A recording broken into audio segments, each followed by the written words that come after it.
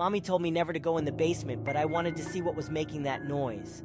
It kind of sounded like a puppy, and I wanted to see the puppy, so I opened the basement door and tiptoed down a bit. I didn't see a puppy, and then Mommy yanked me out of the basement and yelled at me. Mommy had never yelled at me before, and it made me sad, and I cried.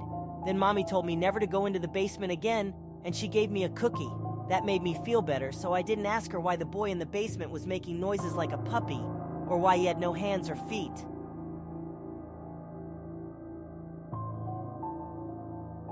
When my daughter was 2, I found her twirling paper towel tubes tied with twine in the air. I asked her what she was doing. She said she was practicing her nunchucks. I was very confused, as she'd have no way of knowing what they were. I asked her what she meant, and she said that Adam had told her how to make them and showed her each night how to use them. She went on to say that Adam told her to practice because she may need to know how to defend herself someday. I almost freaked out, but asked her what Adam looked like. She said he was tall, blonde, and had blue eyes. She said, "Mommy, you know how he looks. You know him. He died of a headache." I had to leave the room. You see, 4 months before she was born, my tall, blonde, blue-eyed martial arts pro friend had died of a brain aneurysm at the age of 27. She has not spoken of him since that day, so I'm not sure if I scared her with my reaction or if she had completed her lessons.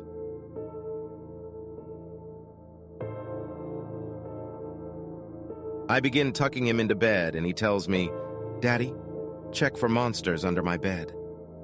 I look underneath for his amusement and see him, another him, under the bed, staring back at me, quivering and whispering, "Daddy, there's somebody on my bed?"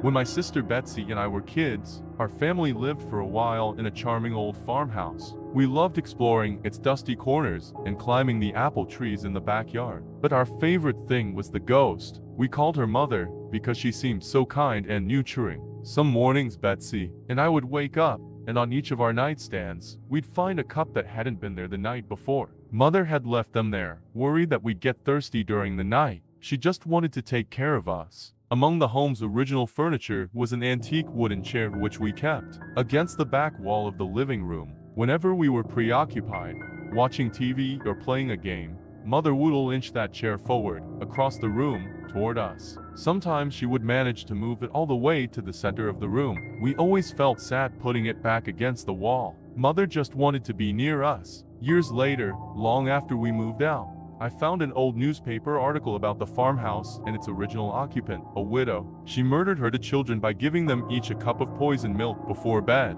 Then she hung herself. The article included a photo of the farmhouse's and its living room, with a woman's body hanging from the beam. Beneath her, knocked over, was that old wooden chair, placed exactly in the center of the room.